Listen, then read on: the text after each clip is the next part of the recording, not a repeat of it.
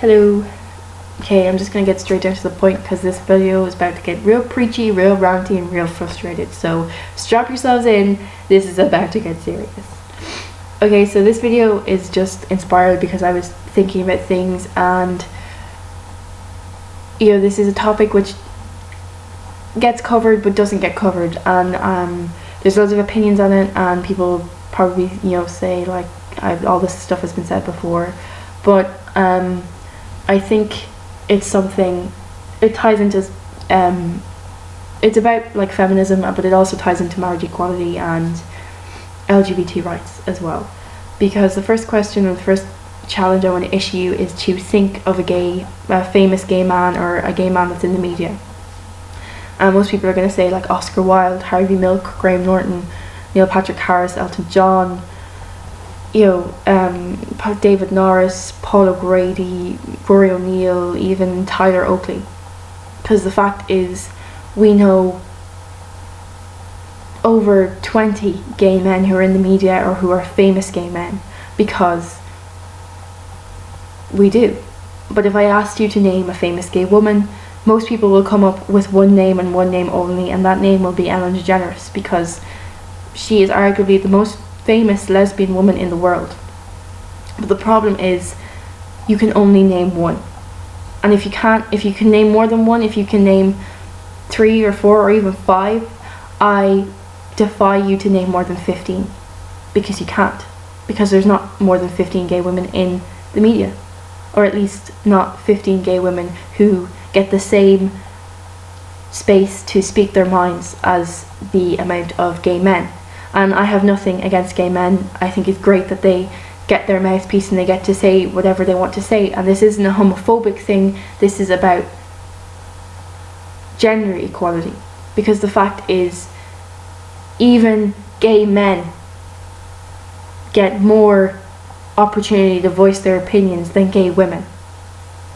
And this was most clearly demonstrated to me during the No campaign against marriage equality, because they had posters up, and one of the posters was of this little girl, and the caption read, "She deserves her mother for life, not just for 9 months." Now there are hundreds and thousands of gay women who choose to go through IVF treatment to have a child and carry their own child in their own womb and give birth to it themselves, and go through that whole process. And there are thousands of gay women who choose not to do that, and that's fine. But the fact is, there are a lot of gay women who do choose to do that. And for me, the message that poster sent across was that gay women weren't even worth fighting against. That our relationships were not even valued the same as gay relationships. That the No campaign, who were campaigning against marriage equality, didn't even think lesbian women were worth the fight.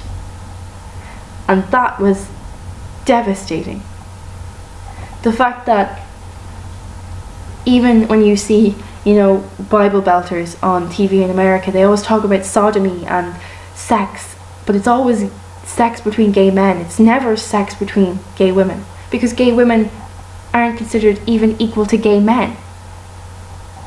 And some people will disagree with me, but this is the way I see it, because as a gay woman, I find that even within the LGBTQA community, my opinion isn't valued as much as gay men's are, or bisexual men, or any other type of sexual orientation. And I wanted to talk about this because I thought after the marriage equality referendum that this is great. Being gay is going to be normal. It's going to be great. No one's going to have to come out. People are, young people are going to grow up gay in Ireland, and it's going to be totally okay, and they're going to have the same rights, and it's going to be absolutely amazing. And then I realised, wait a second.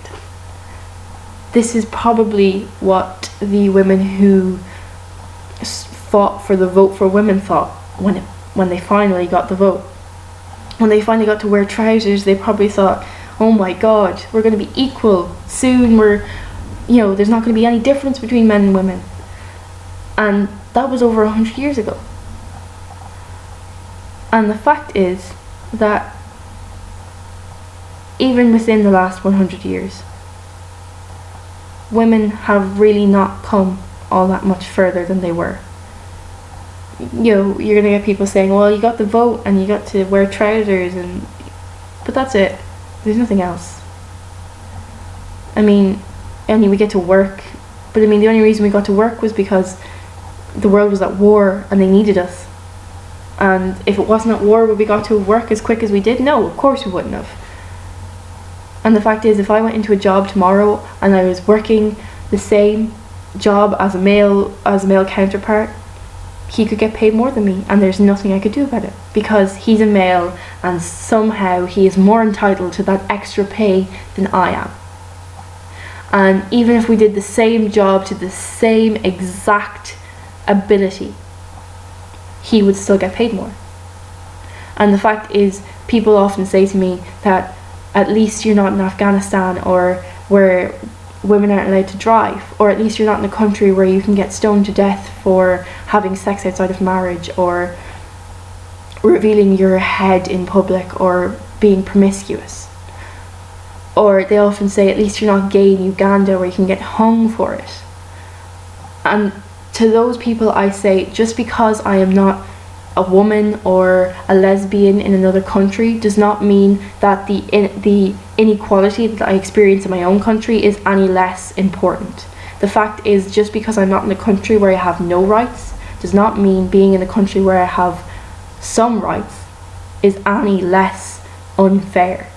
Because the fact is, being a gay woman is like being the bottom of the pile. And it's not talked about enough, because there's not enough gay women in the media to talk about it.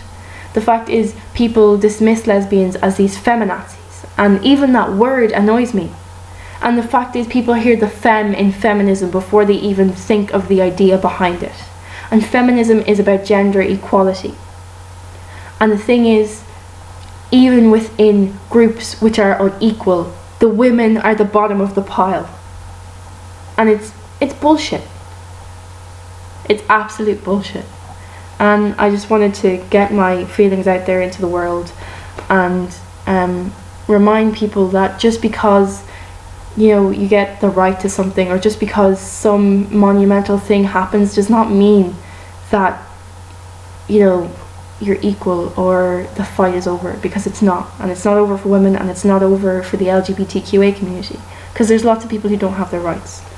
And I just wanted to get my rant out there, and I hope I didn't